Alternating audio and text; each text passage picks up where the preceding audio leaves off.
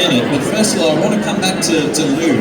I want to come back to Lou, and so one of the interesting things with you playing the Incredible Hulk is he was such a scary character in some ways, but I think for so many young boys and young men, there was something about him that we could relate to, because there was inside us this turmoil, this turbulence, this anger, and these things that we wanted to express.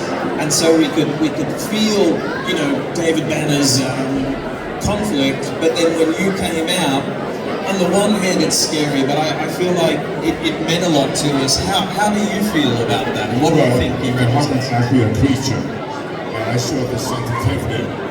It was called pantomime. That means after when I was speaking, I was able to show the emotion, the sensitivity. That's what attracted young people, kids, and everything.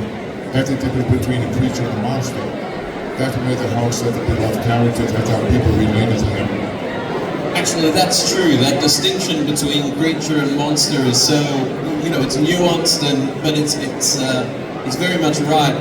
Do you think as well it was about, because you had such a good relationship with Bill Bixby and the nice interplay, because he in some ways seemed gentle but conflicted, and so he set the scene for that relatability, but then you could see that you were the two sides of the same coin. The beautiful Dr. Jekyll was the high character, and every episode delivered a laser compelling message about life.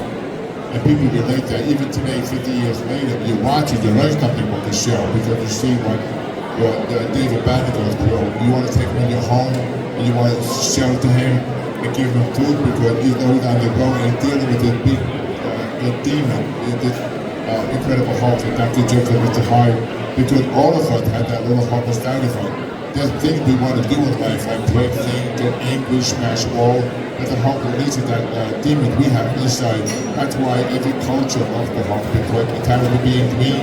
Everybody has that connection, all of us. That's right. And can you speak a little bit about your sort of friendship and working with Bill Bixby? Because I think, was he a bit of a mentor for you in some ways? Was he someone that helped you with Well, I was a big fan of Bill, because when Bill did the Hulk, I think it was his fourth series. So, I mean, when I first began the Hulk, I didn't know anything about acting, about camera, about direction, about reading script, so he took me under his wing. When you work with a co-star on a TV series, you spend more time with them than your wife, being home. You're talking about maybe 50, 70 hours a week, especially with the editing, the voice, everything. The Bill was almost like a father figure at the show. Unfortunately, he passed away at the age of 59. But I met him dearly because I've learned so much from him. He was such a professional, and he taught me how to, about the professional way of acting. Yeah, I mean, that's incredible. And one thing I'll mention, just because people might not know why we're being a bit nerdy about this, you might be used to the Hulk being called Bruce Banner, but for the TV show he was called David Banner. Am I correct in saying there was sort of a rumor that they thought Bruce was a wussy name? Well, CBS thought that Bruce sounded gay. I'm serious. They changed the name to Bruce. Yeah. And they said nothing. Please let it be shown below the navel. You have to shave women to pant them off.